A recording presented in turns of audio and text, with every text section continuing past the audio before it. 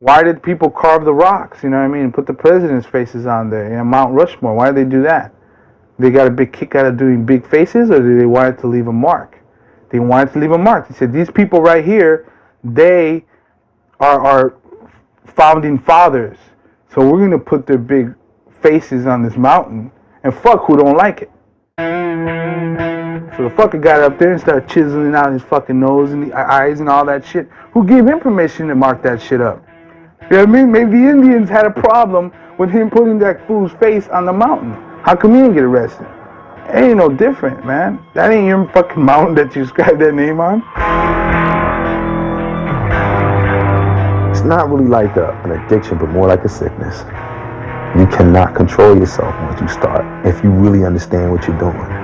The minute you get that first tag, you feel like I could have done that better, and you gotta keep moving. The repetitiveness of it gets really addicting. Every time you do it, you're like one step closer to your goal, whatever that may be. Graffiti is about being loved, hated, whatever, just being recognized. The egos, the beef, the jealousy, the law, the sicknesses, the injuries, the hatred, the violence. That's graffiti. I believe there are a lot of misconceptions about graffiti. I think it's nonsense to say that graffiti is black, or say that hip-hop in itself motivates or pushes graffiti. It is not one type of person that writes graffiti. It spans. It ain't even about my face. It's just about a name. It's somebody's alter ego, and it's telling its own story. Graffiti is just what it is, man. It's just writing on walls. They said don't take the apple off the tree, and now we are with graffiti up on the wall. So people got to do stuff they're told not to do. I write graffiti, and you got to deal with it.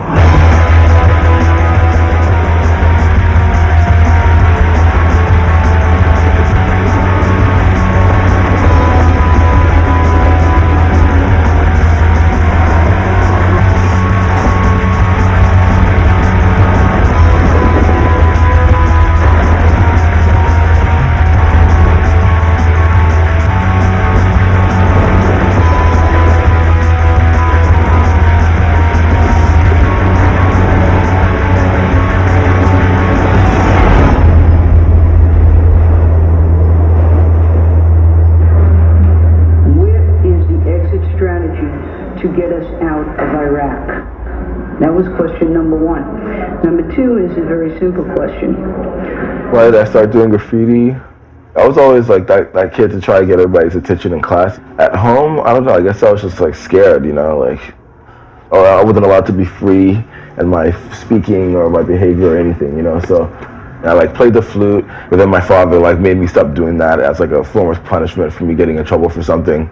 It's the only thing I liked, and he just took it away, and like, you know, that's exactly what graffiti was. It was like that one thing that I could like, you know, jump onto and then slide down out of the window of my life.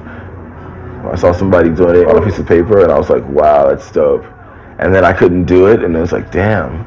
I started noticing it everywhere, and I was like, fuck. It was just so sexy, and I was a horny teenager, you know. Hit those streets. It was bad, really bad, you know. I mean, of course I stole, but like, wow, riding on shit? So many things could go wrong. You could really get in trouble. It was just crazy. Tagging is like the most buttery essence of fucking graffiti. You know, like, no matter where you catch a tag, especially in New York, somebody's gonna see it.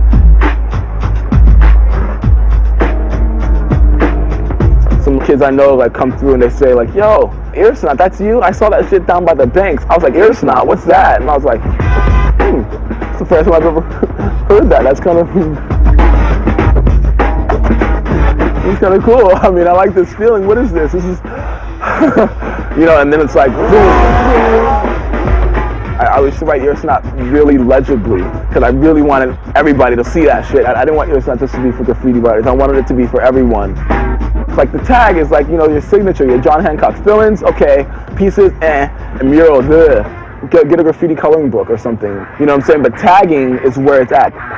Oh, tagging is the best. Write little messages, you know, you can like see where somebody was from that day just from seeing like all their tags with that one red mean streak. And then you meet up with them later, they're like, yo, you were in fucking Elmhurst, weren't you? Yeah, I love it. That shit is just like timeless. You do it in daytime, Midtown, easy. Just fucking catch mad tags, like mad big. People in suits like, I didn't see that. I like it, especially when I can see the cop, and I'm like, catching my tag, and then and done. Circle, underline, star. You know, I can see where you are, so I know that I'm not getting caught, you know what I'm saying?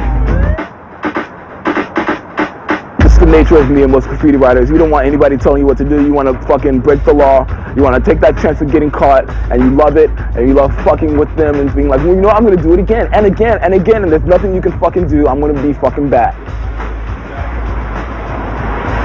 You can make laws, it doesn't mean like, you know, everybody's going to follow them.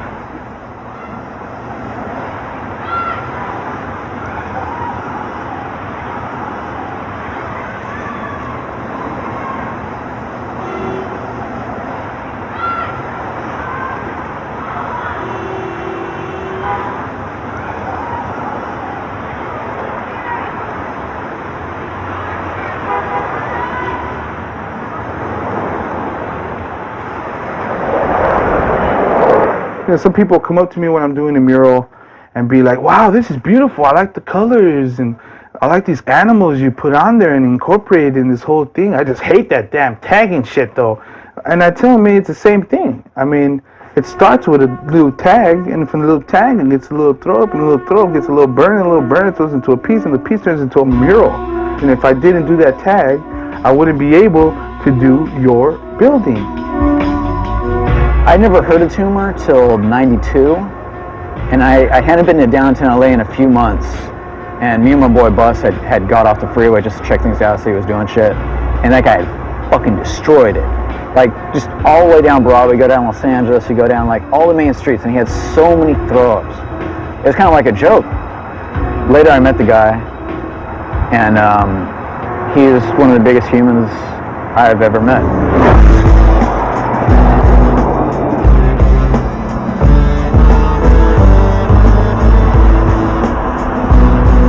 To be a graffiti writer, man, I feel that you have to hold down your fucking name. That's it. Not just write on the wall and be a fucking piecer, or paint in your backyard and send it to a magazine. Like, to me, graffiti belonged illegally. That's where it is. You know, you go to the zoo and see a tiger, but he's domesticated in a way, you know? So graffiti don't belong on a canvas. It belongs in an alley or on a train, you know, somewhere where it could just go wild. This is my office. LA is the gallery, the streets of New York is the gallery, the streets of Chicago is the gallery. You can go to some places in LA where there's railroad tracks and crazy ass walls, you're gonna see that art for free. You might pay for being in the wrong place.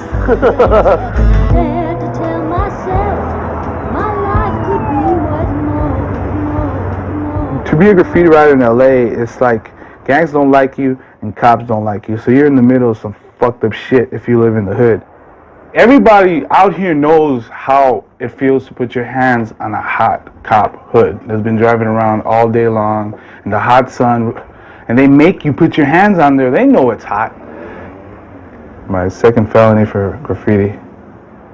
I deal with the consequences. I'm not one of those dudes that blame it on society or people, whatever. I did it. I went to jail. I came out. I did it again. Went to jail. Came out. Do it again. Get killed. Die. Go in heaven. Catch some spots. Here's me breaking a piñata. Here's me a little older breaking another piñata. Here's the aftermath of the piñata stuff. And this one's a piñata one. Just look at the violence. Old people are violent too. There's a dead piñata getting jumped. There's another piñata. Another piñata. That's where the violence came from.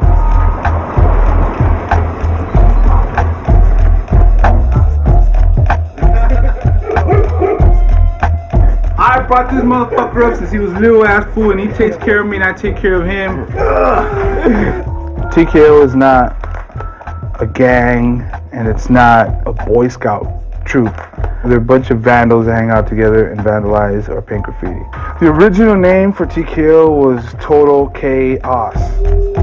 There was a lot of gangs around here. There was two big gangs. These guys would think I would be from this gang, and these guys would think I'd be in that gang, so they always try to jump me. How many bullets did you have? I took 5 bullets.